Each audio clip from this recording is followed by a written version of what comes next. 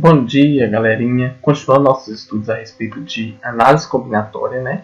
Já vimos em vídeos anteriores a respeito do princípio fundamental da contagem, permutação simples e também a respeito do conceito, né? E da abordagem do fatorial de um número n. E veremos hoje a respeito do arranjo simples, que na verdade se assemelha muito com a notação de permutação simples, né? No entanto, em algumas situações, é conveniente você utilizar as noções e os conceitos relativos a arranjos simples, porque pode facilitar os cálculos corretos dos procedimentos. Enfim, a gente vê que a análise combinatória é um conteúdo muito interessante que se adota muito no ramo da matemática, da álgebra e de outras situações. Já vimos a respeito de permutação simples e a gente lembra que a permutação simples ela pode ter o seguinte conceito, né? Você quer descobrir de quantos modos podemos ordenar em fila n objetos distintos, ou seja, você quer escolher pegar todos os objetos n e agrupar em filas. De quantas maneiras você pode formar essa fila, de quantas maneiras diferentes? Aí você lembra, na primeira posição da fila você tem n possibilidades, na segunda posição da fila você terá n menos uma possibilidades, uma vez que um elemento já foi escolhido na primeira posição, na terceira posição da fila n menos 2 e assim por diante até restarem as três últimas posições, que você tem três possibilidades para a antepenúltima, duas possibilidades para a penúltima e uma possibilidade para a última, certo? Então, essa multiplicação aqui, que a gente tem, em que você percebe que o n é um número natural e ele multiplica pelo seu antecessor, n menos 1, e assim sucessivamente. Isso nos dá a notação de fatorial de um número n. E isso a gente entende que a permutação simples de n objetos é dada por P de n, que se resolve da seguinte forma, n fatorial, que é esse conceito que a gente começou a abordar aqui, certo? Então a gente tem aqui o que? Você tem n objetos e quer agrupar todos esses objetos em fila. A partir daí vem o seguinte questionamento. Agora, possuindo n objetos distintos, vamos estudar os agrupamentos ordenados de um objeto, de 2, de 3, ou seja, de P objetos com P menor do que ou igual a n, enfim. É aquele caso que você quer estudar as possibilidades de agrupamentos, mas não necessariamente de todos os objetos, mas sim de uma quantidade que seja ou igual ou menor. Enfim, se você tem, por exemplo, n objetos que seja maior que 2 e você quer escolher somente 2 deles para agrupar, de quantas maneiras você pode fazer isso? Se forem 3, de quantas maneiras você pode fazer isso? Enfim, esse valor de π aqui é um valor que é ou igual ou menor do que n. O principal aqui que a gente quer entender é o seguinte, que você quer agrupar em uma fila em que o número de lugares, digamos assim, não é exatamente igual ao número de objetos, ou seja, o número de lugares é menor. Então você não quer escolher todos os objetos, somente alguns deles, tá? Pode ser todo, que é o caso em que fica P igual a n, que é o fatorial que a gente já estudou no slide anterior, inclusive, tá? Então, vou dar um exemplo aqui para a gente entender melhor sobre isso. E isso se trata do arranjo simples, tá? Vejamos um exemplo, então, para esclarecer um pouco mais a respeito dessa situação. Imagine aqui que você tem o seguinte questionamento. Um estudante tem 6 lápis de cores diferentes. De quantas maneiras ele poderá pintar os gráficos, pintar os estados da região sudeste do Brasil? São Paulo, Rio de Janeiro, Minas Gerais e Espírito Santo, cada um de uma cor. Ou seja, você tem 6 lápis e você quer pintar com cores diferentes, né? Cada uma das 4 regiões, que no caso são São Paulo, Rio de Janeiro, Minas Gerais e Espírito Santo. Aí você percebe que você tem 6 objetos e quer escolher 4 deles. De quantas maneiras você pode fazer isso? Então você já nota que o n aqui se refere ao 6 e o p se relaciona ao 4, que é a quantidade de escolha que você deve fazer. De quantas maneiras diferentes você pode fazer isso? Aí uma coisa interessante que você tem que notar que é o seguinte, a ordem com que você escolhe aqui as cores relacionadas a cada estado diferencia. Se você mudar a cor direcionada para um desses estados aqui, vai mudar a pintura, a maneira como foi pintada, certo? Então, é um item muito importante relacionado ao arranjo simples, que é isso, em que os objetos são ordenados e isso difere no resultado final, tá? A ordem dos objetos difere o resultado final, tá? A maneira como eles são agrupados. Então, fazendo isso aqui, olha, a gente colocou aqui 4 tracinhos que se refere a cada um dos estados. A gente vai começar a estudar as possibilidades. Para o primeiro estado, a gente tem 6 possibilidades de cores, certo? Para o segundo estágio a gente tem 5, porque uma já foi escolhida. Para o terceiro estágio a gente tem 4. Para o quarto estágio a gente tem 3. E aí você percebe que o número de lápis de cores era maior que o número de estágios. Então por isso que finalizou aqui no 3 e não necessariamente no 2, 1. Certo? Então você vê que as possibilidades que são 6 vezes 5 vezes 4 vezes 3 dá um total de 360 possibilidades, correto? Então são 360 maneiras de você pintar a região sudeste do Brasil utilizando 6 lápis de cores diferentes, certo? Ok. Aprofundando mais a respeito do conceito de análise combinatória em arranjo simples, a gente pode ver o seguinte: vejamos como calcular o número total de agrupamentos no caso de N objetos arranjados PAP. Vamos ver então assim, como que a gente pode organizar algebricamente essa resolução. Será que tem que ser sempre fazendo aquela espécie de árvore de possibilidades, de tracinhos? A gente vai ver uma maneira de organizar isso de forma algébrica, certo? Então assim, a gente tem N objetos arranjados PAP, com P tem que ser menor ou igual a N, certo? Ou seja, você escreve isso da seguinte maneira: o arranjo de N objetos tomados PAP ele é dado por essa grafia aqui, tá? Por esse objeto aqui, ó, A, N, P, em P. Você vê o seguinte: arranjo de N objetos tomados PAP, certo? Obviamente, o P tem que ser menor ou igual do que N, certo? Observe. Vamos estudar todos os casos, então. Para o primeiro caso, em que a quantidade de objetos é igual à quantidade de escolhas que você quer fazer, é igual à quantidade de elementos que você quer agrupar, certo? Ou seja, P é igual a N, é aquele caso simples que a gente estudou, certo? O número de objetos é igual ao número de disposições, por exemplo, de lugares na fila. Então é aquele caso simples que você faz simplesmente fazer o quê? A permutação de N, ou seja, N fatorial. Você vai fazer N vezes N menos 1, N menos 2, N menos 3, até chegar no 3, 2, 1, como a gente já viu anteriormente, certo? Porque o número de posição na fila é igual ao número de objetos, certo? Sim. Vamos estudar então os outros casos em que o P é menor do que N. Ou seja, você tem N objetos e quer fazer uma escolha de agrupar em uma quantidade menor, certo? Então vamos lá. Para P menor ou igual a N, a gente pode pensar aqui, ó, fazer esse estudo a partir da árvore de possibilidades. Vamos aqui. Suponha que você tem N objetos e você quer agrupar ele em P fatores. Aqui 1, 2, 3, 3 pontinhos e o último, a última posição aqui, porque a gente não sabe necessariamente quantos são, a gente sabe que são os P fatores. E essa quantidade de posições aqui é menor do que o total que você tem, é menor do que N, certo? Ok. Vamos então, na primeira posição, para a gente escolher, que se a gente tem N objetos, na primeira posição aqui, você tem N possibilidades, correto? Você já lembra dessa formação aqui. Na segunda posição, a gente tem N menos 1 possibilidades, porque a gente já escolheu uma anteriormente, certo? Na terceira posição, a gente tem N menos 2, porque já escolhemos uma na primeira posição e uma na segunda, tá? Um desses objetos. Então, a gente tem aqui N menos 2 possibilidades de escolha para a terceira posição desses fatores aqui, correto?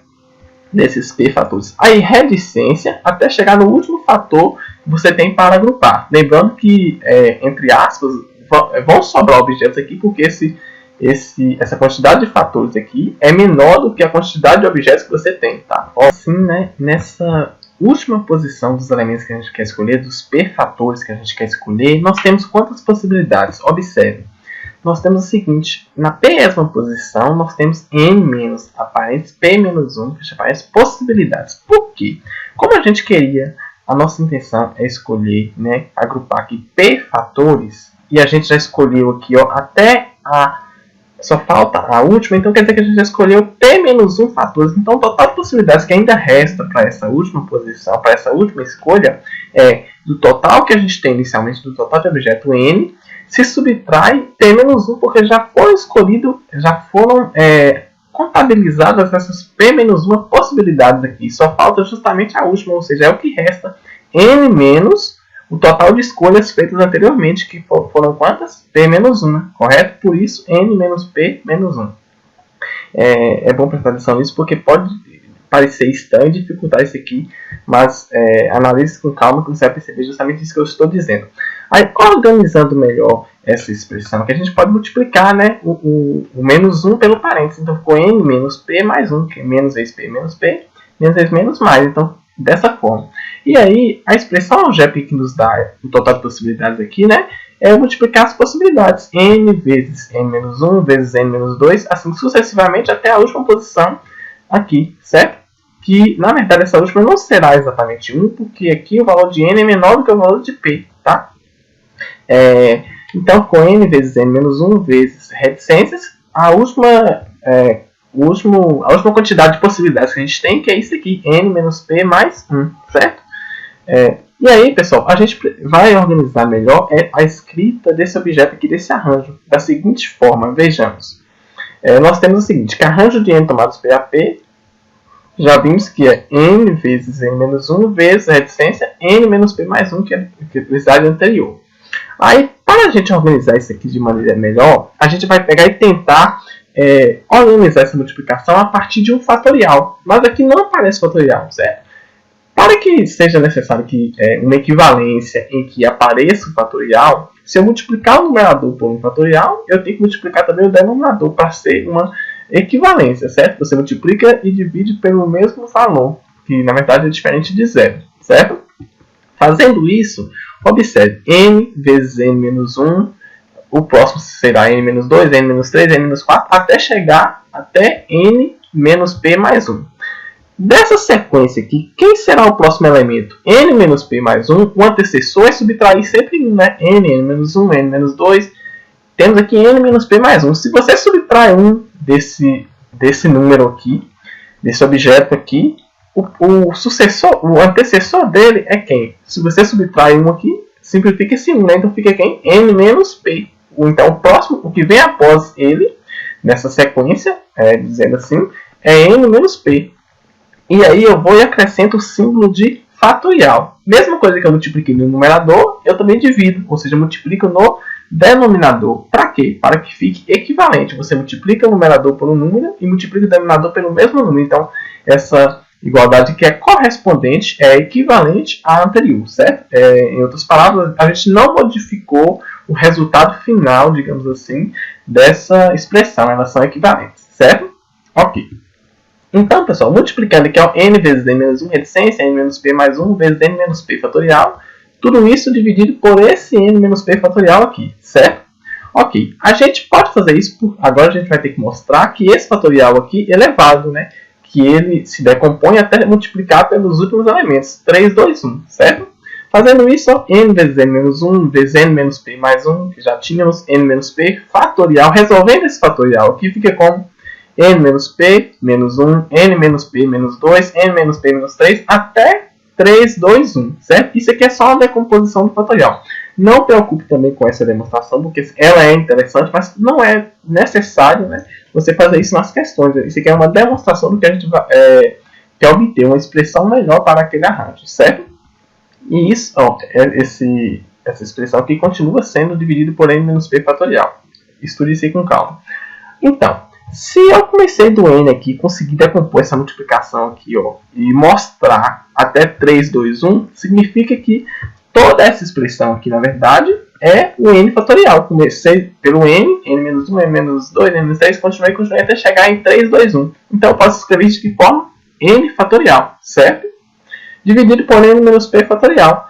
Então, ó, esse resultado aqui, ele é mais simples, né, do que aquele que a gente tinha anteriormente. Então a intenção é justamente essa. Então, portanto, o arranjo de n elementos tomados PAP, ele pode ser expresso da seguinte forma: o valor de n fatorial dividido pelo resultado de n menos p fatorial. Você pega a quantidade de objetos que você tem, calcula o fatorial, e divide pelo n menos p fatorial.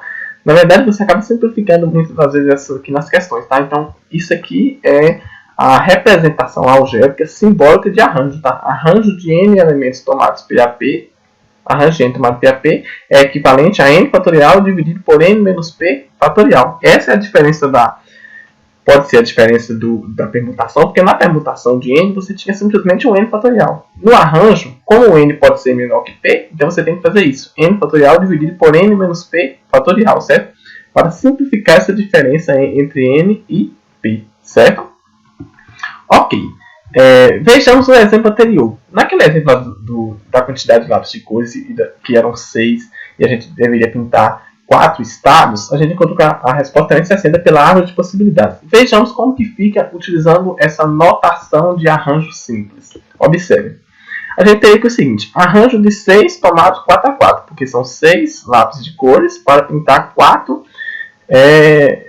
estados, certo? Então fica como 6 fatorial, que é o valor de n, dividido por 6 menos 4 fatorial. Então, ó, arranjo 6 tomado 4x4 é 6 fatorial dividido por 2 fatorial. Esse 2, na verdade, é justamente a quantidade que você não quer escolher, tá? Você quer simplificar ela, por isso que fica, na verdade, n menos π aqui, tá?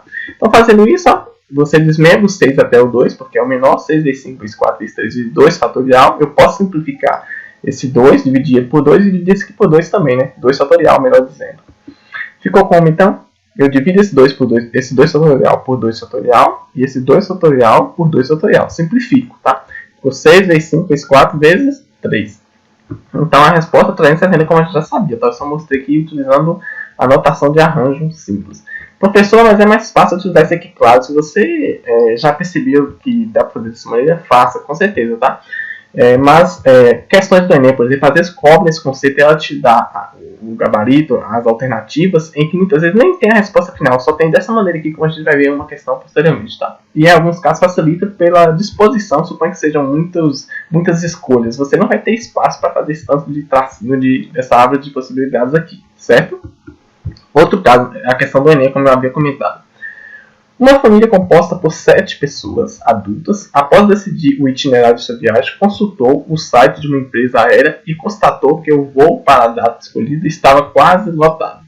Na figura disponibilizada pelo site, as poltronas ocupadas estão marcadas com X e as únicas poltronas disponíveis são as mostradas em branco.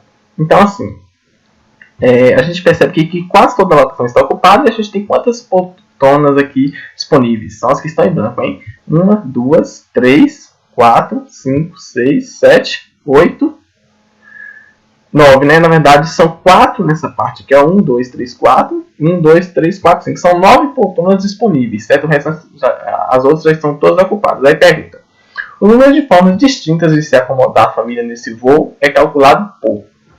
Perceba, são 7 pessoas da família e você tem 9 lugares, né, que você pode escolher. Então, assim, você vai ter que escolher, agrupar 9 em 7, de 7 em 7, correto? Ou seja, a ordem com que você dispôs as pessoas nesses bancos, tá, vai diferenciar no resultado. Se você coloca uma pessoa no banco e troca ela de posição no banco, o resultado já não é o mesmo. Então, nesse caso, a gente percebe que é arranjo simples, porque a maneira como você dispor os elementos aqui diferencia no resultado. Então, assim, a gente tem 9 poltronas para serem agrupadas de 7 em 7, porque são aquelas que as pessoas vão acomodar, certo? Então, ó, fazendo isso, a gente tem o arranjo de 9 tomado 7 a 7, ou seja, 9 fatorial dividido por 9 menos 7 fatorial, que é 9 fatorial dividido por 2 fatorial. Se você for resolver isso aqui, na prova do Enem, você iria gastar muito tempo, é uma coisa que o Enem não quer tanto. Você percebe que as alternativas são dadas dessa forma, sem resolução final dessa conta aqui, tá? Deixou expresso dessa maneira, que é justamente a letra A, certo? Mais uma vez, são 9 lugares e você quer escolher 7 deles para sentar. Se você trocar de posição 2 pessoas entre si, mudar essa ordem, o resultado já não é o mesmo. Então, isso significa que é arranjo simples, porque a ordem dos elementos interfere no resultado, certo? Então, você agrupou 9 lugares para 7 pessoas. Arranjo 9 tomados 7 acessos. Então, a resposta aqui no gabarito, letra A, não é isso? Então, já temos aqui marcado pelo nosso hexágono, aqui é a letra A, certo? Exemplo 3.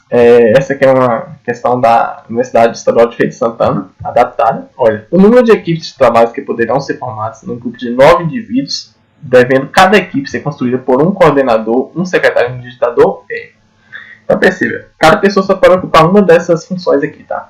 Então você tem 9 indivíduos e quer designar uma função para cada um desses indivíduos, certo?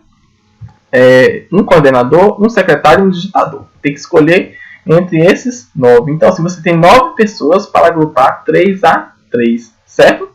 A ordem com que você agrupar essas pessoas que diferencia. Se você colocar, suponha, João como coordenador e Maria como secretária, e trocar, Maria como coordenadora e João como secretário, o resultado já é diferente, certo? Então, se a ordem diferencia o resultado, quer dizer que é arranjo simples, certo? Ok, então o que a gente tem aqui?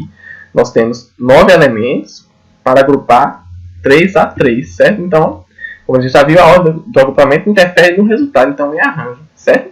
Fazendo isso, pessoal, arranjo de 9 elementos agrupados 3 a 3, certo? Então, 9 fatorial dividido por 9 menos 3 fatorial, que é o valor de n menos p, certo? Que é justamente o 6 que a gente não quer escolher. Ó. Então, 9 fatorial dividido por 6 fatorial, 9 vezes 8 vezes 7 vezes 6, para simplificar o 6 fatorial aqui. Ficou como 9 vezes 8 vezes 7, que corresponde a 504, certo? Então, a resposta aqui é a letra C, 504 maneiras de você escolher o coordenador, o secretário e o digitador entre essas 9 pessoas, certo? Letra C. Questão 4. Essa é uma questão que não envolve exatamente as propriedades e as noções e os elementos simbólicos, os conceitos relativos a arranjos simples. Mas é voltado para a análise combinatória. Essa questão é uma questão interessante que alguns alunos já fizeram e eu percebi dificuldade em alguns alunos. Questões desse modelo são muito cobradas na OBMEP, por exemplo, certo? Veja, cada um dos círculos da figura ao lado deverá ser pintado com uma única cor, escolhida dentre 3 cores disponíveis, né? Sabendo-se que 2 dos círculos consecutivos nunca serão pintados com a mesma cor, então o número de formas de se pintar os círculos é. Observe, já disse que são 3 cores e círculos vizinhos aqui não podem, né, ter a mesma cor. Perceba, você tem que desenvolver seu raciocínio e arrumar algum método, né, perceber algum método que facilite suas contas.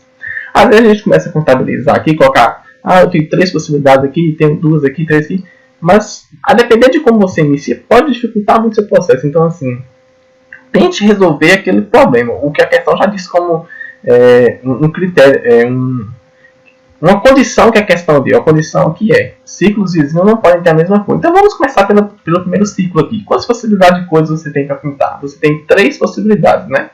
Porém, nesse círculo vizinho aqui, você só tem quantas? 2 possibilidades, porque uma já foi escolhida anteriormente. Muitas pessoas às vezes acham que no próximo círculo será quanto? Quanto você disse aí? Uma? Não. Então, mas não é uma. Por que não é uma? Porque, nesse próximo círculo aqui, você não pode escolher a cor que você escolheu nesse anteriormente, certo? Mas já que você havia escolhido o primeiro círculo, você pode pintar aqui agora, porque esses 2 aqui não são, o primeiro e o terceiro não são vizinhos, tá? Então você tem quantas possibilidades? 2 cores. Uma que é aquela que você não utilizou ainda, nem no primeiro nem no segundo, e a outra é que você utilizou no primeiro, porque agora você pode utilizar. De maneira semelhante, você tem 2 possibilidades aqui, porque só não pode escolher essa última, então tem mais 2, e assim por diante, a partir do terceiro aqui, eu só não posso escolher a última cor, certo? Porque aí ficaria um vizinho com a mesma cor. Então, esse aqui representa o total de possibilidades. 3 vezes 2 vezes 2, 6 vezes. Então, 3 vezes 2 é a sexta potência, que dá um total de 192 maneiras de você pintar esse círculo, certo? Letra D, como aparece aqui, certo? Pois é, pessoal. Bons estudos. Muito obrigado. E continue praticando aí, certo? Até mais.